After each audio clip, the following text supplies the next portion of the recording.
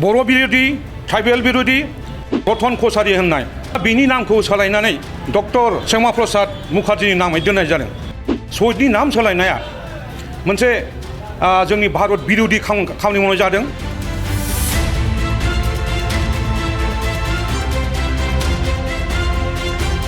जों मिथिगौ मोनसे समाव जोंनि भारतआ ब्रिटिशफोरनि आन्दारावमोन।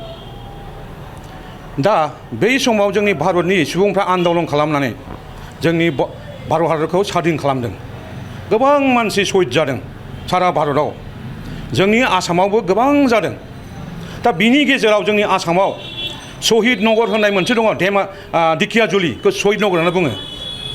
बाहाय गोबां मानसि शहीद जादों।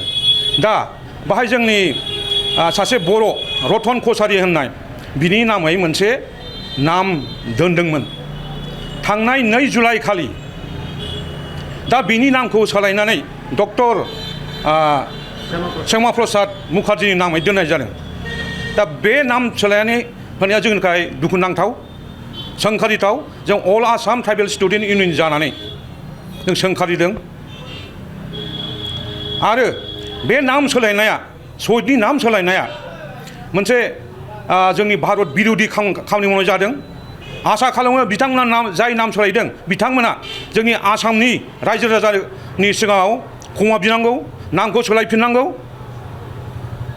आरो जोंनि आसामनि गिबि मन्थ्रि CM बिथां जोंनि हेमन्त बिश्व शर्माखौ आं गुरै खावलायो जाहाथे बे जाथायखौ लानानै बिथाङा नैबे नाम सोलायनायखौ गुरुत्व सहकारै लायो। नङाब्ला जोङो बर' बिरोधी ट्राइबेल बिरोधी आसाम बिरोधी होननानै जोङो बे गभर्नमेन्टखौ एन्टि ट्राइबेल होननानै बुंनाय जागोन। हाबाफारि लागोन नामा? दा जोङो हाबाफारि जों सावरायगासिनो दङ। जों गोबां संगठनजों रायज्लायदों। दा आं आसा खालामो गासिबो संगठनफ्रा बे जाथायनि सायाव बयबो सिरियास जानांगौ।